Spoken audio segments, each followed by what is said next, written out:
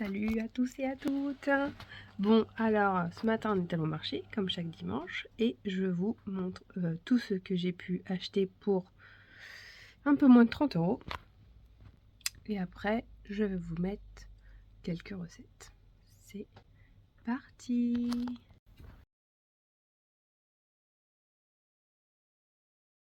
Alors, donc 2 échalotes, quelques oignons, des olives, des tomates noires, elles étaient vraiment pas chères, 2 € le kilo, j'en reviens pas.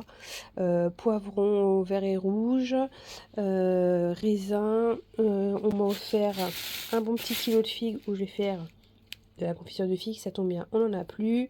Après donc les salades, de l'alba turque, c'est un dessert, celui-là c'est vanille chocolat, 2 mangues, des bananes, ils ont été offerts.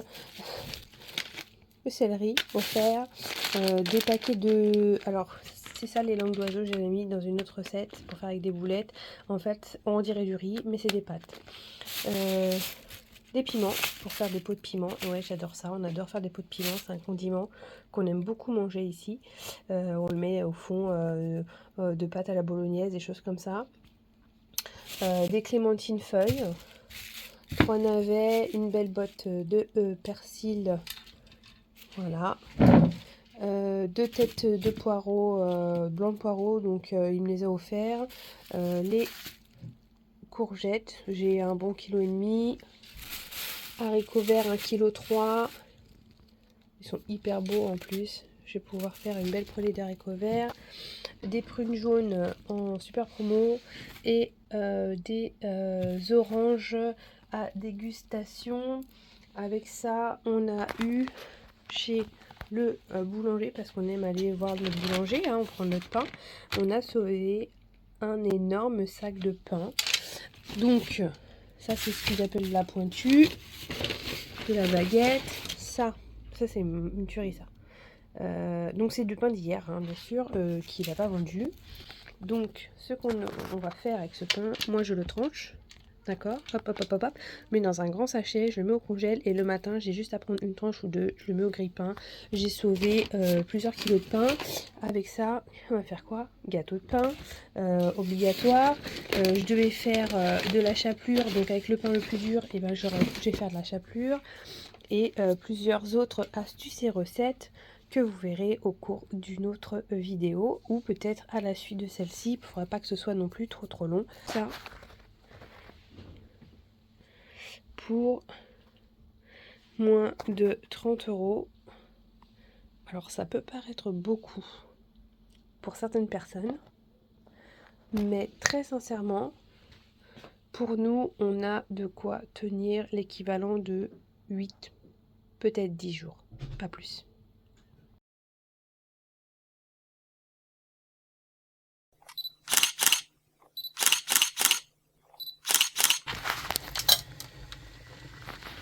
Confiture de figues offerte parce qu'aujourd'hui c'est mon anniversaire, donc ils m'ont offert des belles figues. Il y a à peu près 800 grammes.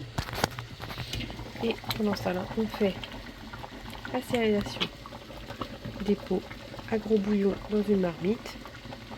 On peut les faire aussi au four. Et après, on vous lance la confiture. Donc, une fois que vous avez coupé vos petits fruits en quartier, d'accord, laver, nettoyer, je les ai fait tremper 10 minutes dans un peu d'eau vinaigrée, je les ai bien rincés, voilà, parce que les fruits ils étaient bio, d'accord, ça fait des jolis petits quartiers. Donc il y avait 800 grammes de fruits, normalement c'est 1 kg de fruits, 1 kg de sucre. Moi je fais un peu moins, sinon c'est trop sucré, donc je fais 800-500. Je préfère que c'est un peu plus liquide mais moins sucré. Et bien sûr, il y a la petite astuce qui est obligé de savoir. C'est pour savoir si la confiture est prise, on prend une assiette, on la met dans le congèle et au moment où la cuisson se termine, on met une goutte. Si elle tient sur l'assiette, c'est que la cuisson est prête à s'arrêter. C'est du sucre confiture et je mets une pointe de citron. Voilà, j'ai fait une bêtise. Donc j'ai versé le sucre. Je vais verser un petit peu de pectine naturelle, c'est-à-dire du jus de citron. Si j'avais eu des citrons ce matin, j'en aurais remarché, mais il n'y en avait pas. L'équivalent d'un bon citron. Et là maintenant, je vais laisser dégorger, c'est-à-dire le sucre naturel des fruits va faire comme une petite une mélasse avec le sucre qui est là, donc du coup ça va dégorger les fruits et à la cuisson ça les rend toujours meilleurs. Donc en fait je les dégorge, je les laisse dégorger comme ça au couvercle. Je mets le couvercle pendant 2-3 heures avant. Donc on en est là. J'ai enlevé ma cuillère qui est à la lessive. Je viens de sortir mon assiette du congélateur. Elle était tombée dedans. Alors voyons voir.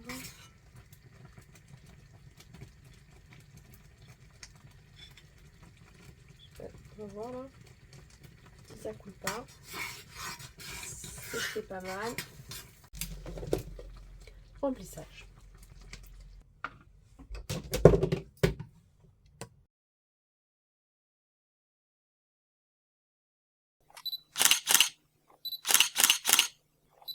Salut! Qui aime manger épicé? Qui? Moi. Vous savez ce qu'on va faire? Retour du marché, on a acheté des piments et donc on va les préparer pour les mettre dans des petits pots avec de l'huile façon condiment pour manger ou à l'apéritif ou dans des pâtes à la bolognaise ou dans des lasagnes. Je vous montre ça en vidéo. C'est parti. Donc, piment, c'est des grands piments. J'ai pas acheté grand chose. J'ai l'équivalent sûrement de 1 ou 2 pots que j'ai préalablement stérilisé dans ma marmite parce que je faisais une autre vidéo sur des confitures. Vous la trouverez aussi en barre d'infos. Du coup, on va mettre un papier cuisson.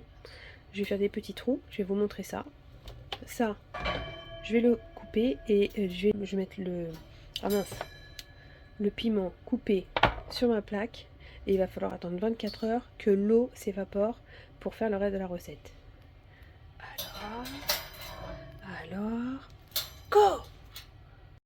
Avec un pic à brochette tout simplement, il faut faire des trous dans le papier cuisson, plein de petits trous. Et donc ça c'est fastidieux, donc ça je vais pas vous le filmer, mais vous avez compris le principe. Vous faites des trous pour que lorsqu'on va mettre les piments sur le papier cuisson, l'eau puisse s'écouler dans la plaque en dessous. On s'en fout que celui d'en dessous soit sale ou que ce soit un autre récipient. L'important c'est qu'il y ait un récipient au-dessus avec des trous pour que l'eau puisse se mettre en dessous, que ça coule pas partout. Si il fait beau, mettez-les dehors, bien entendu. Je pense que ce sera la meilleure alternative. C'est parti.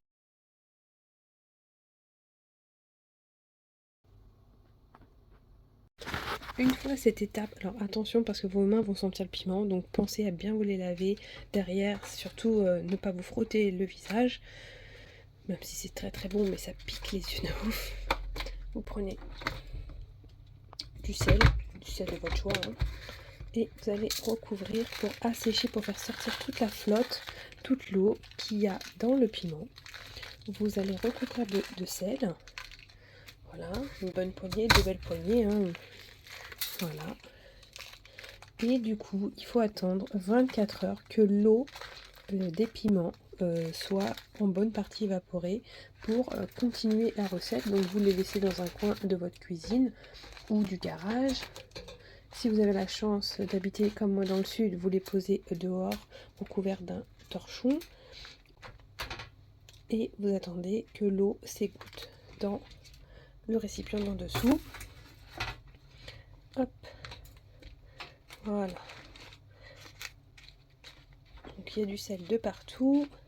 Ça va faire sortir l'eau et dans 24 heures, on peut continuer la recette.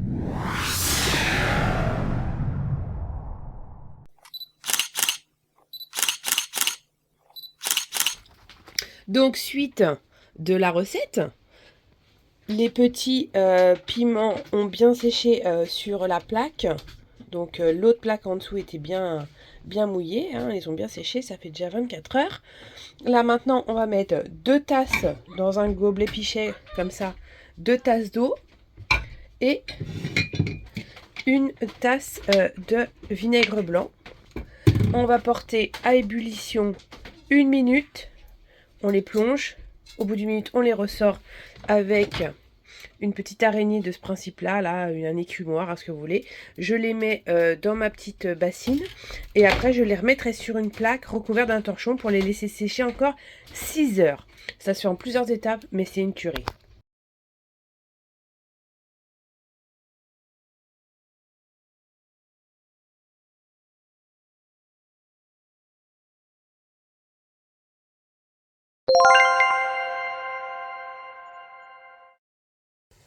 Donc là, vous m'avez vu, je suis revenue avec un sac plus gros que moi de pain qu'on a sauvé chez le boulanger.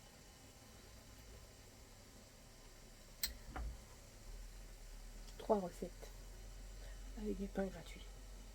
Abonne-toi. Chut, faut pas le dire. Le pain, il est tranché et on va faire un gâteau avec des carreaux de chocolat. Et celui-ci, pareil, les tranches, parce que c'était du pain de la veille, les plus fines. Ce soir, je vais faire un repas, je vais faire façon pizza, je vais les tartiner et mettre de la mozzarella, du gruyère, ce qu'on a. Et on va faire des petites pizzas en entrée.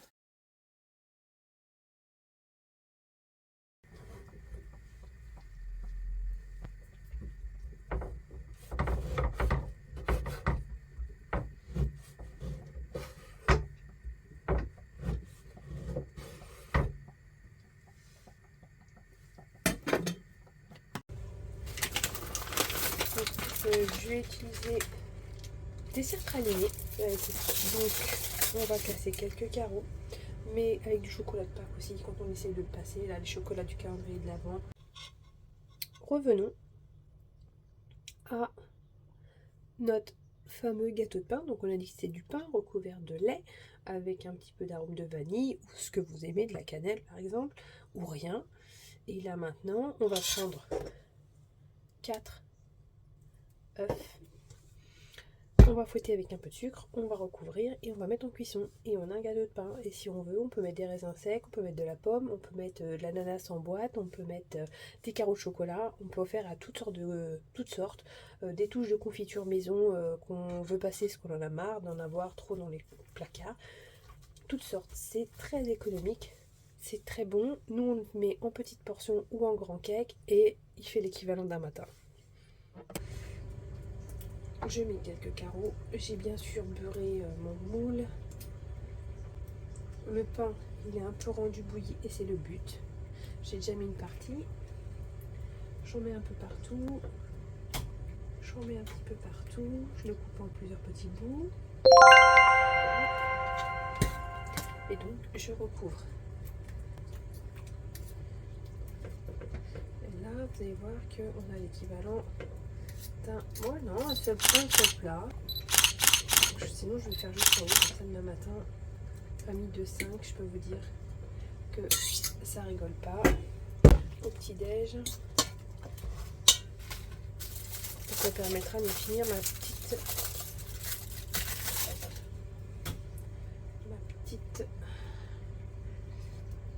Alors, comme je vous ai dit, on met ce que l'on a sous la main dedans. Mais je l'ai déjà fait en version salée, un cake avec des lardons, des oignons, du poivron. C'est excellent. C'est excellent. Ne vous fiez pas à l'apparence. C'est le final qui compte. On ne peut pas dire mieux. Ne vous fiez pas à l'apparence. Ça s'appelle pudding ou pain de chien.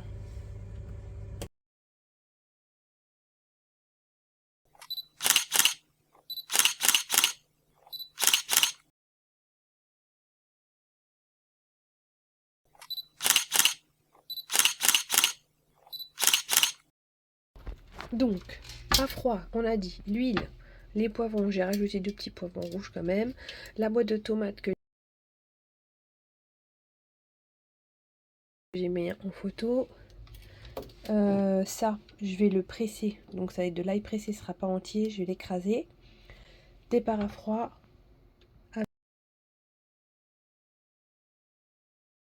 Avec bien sûr une poignée de gros sel, du poivre, et on se retrouve juste après.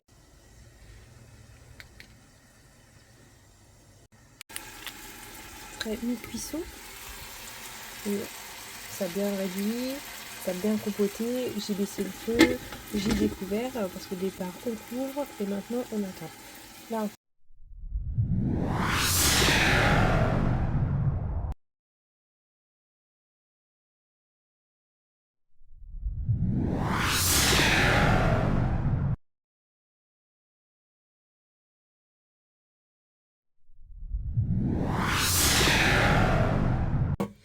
donc, on sort une grosse poêle. L'appareil à boulettes avec des épices de votre choix, un demi-oignon, du persil, de la coriandre si vous avez ce que vous aimez, de la viande, le jaune d'un œuf et pas plus, du pain que je fais tremper dans du lait, du sel et du poivre. Je vais faire des boulettes dans mes mains, je les pose dans ma poêle et après je les fais cuire. Ce soir, c'est boulettes et petits pois avec les petites langues d'oiseau, les petites pattes.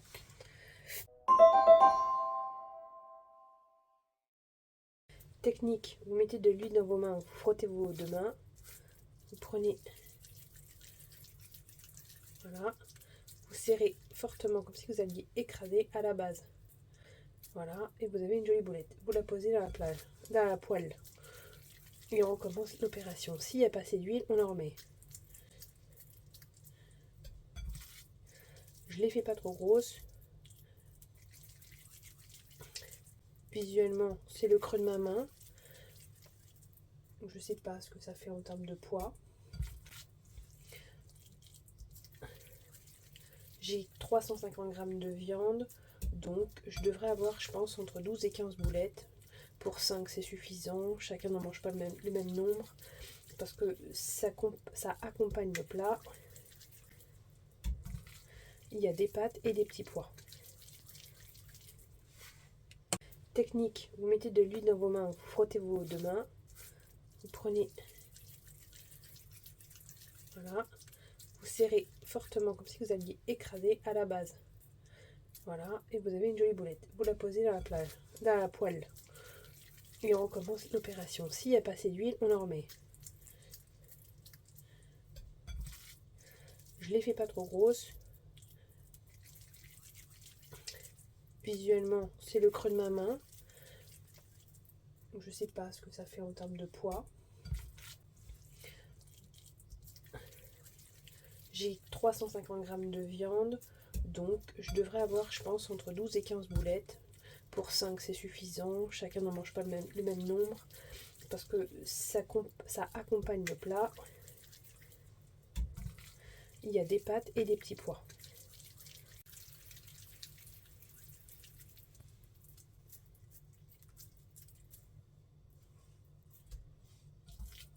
Il y a toujours des plus grosses et des moins grosses. En règle générale, ça, c'est quelque chose que je fais en grosse quantité. Comme ça, je les congèle. Quand c'est de la viande fraîche, je les congèle. Je les mets par le nombre que nous sommes. Et comme ça me fait tout de suite un plat prêt dans la semaine ou dans le mois. Manger des boulettes. Alors après, on peut les manger avec des bolognaises. On peut les manger avec autre chose. Mais nous, on les mange comme ça.